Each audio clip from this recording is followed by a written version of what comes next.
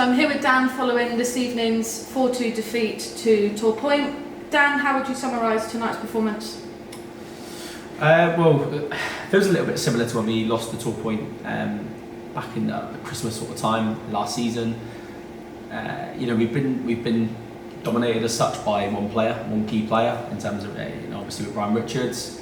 He's a player with great ability, but tonight I think we've been lacklustre. And again, at the minute, we are making individual errors.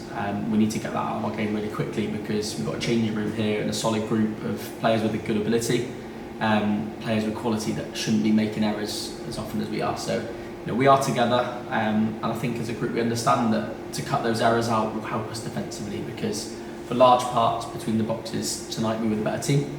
But when it comes to the crunch, finishing chances and keeping it out of our net, at the minute we're not doing that well enough. We're not being ruthless enough in either box. And certainly disappointingly tonight, despite scoring 2 goals, we didn't create enough either.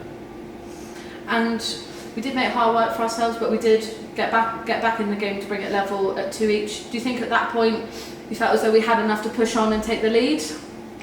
Well, yeah, they obviously had the sin bin, so down to 10 men. We scored at a good time to make it 2-2. We walked his header, and I think we had some rhythm. We were playing with a little bit of rhythm and a little bit of style, some width, lots of crosses into the box where we've got forwards with real pedigree that should be putting chances away, and if we continue to make them, they will.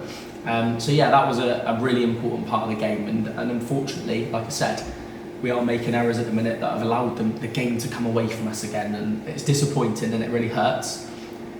But it's important that if we're going to do that during a season, it's in the early part, and we all know collectively as a group, and we will be together, that we need to stamp that out, and once we do, we have the ability to turn things around quite quickly. So we're being challenged at the minute, and I understand that in the early part plus pre-season, there are people who will be watching our performances and looking at it, maybe seeing if we're struggling to gel or if structure is more important. But for me, this is about us sticking to our guns, us sticking to our principles, knowing that we have collectively really good ability on and off the pitch, and starting to churn out more positive and solid performances with less errors made. And we do obviously host Torpoint again at the weekend in the FA Cup. Do you plan any differently, or do you treat it as if it was a totally different opposition? Difficult one. Like we had this situation last year with Torpoint and with Falmouth, and I actually, as a coach, I found it really interesting tactically.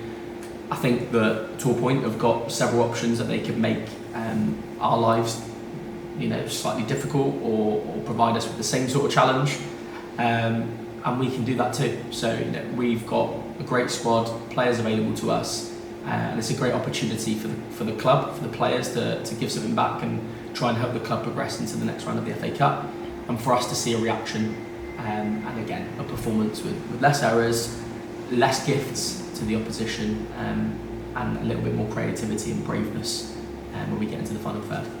Brilliant, thanks, Dan. Thank you.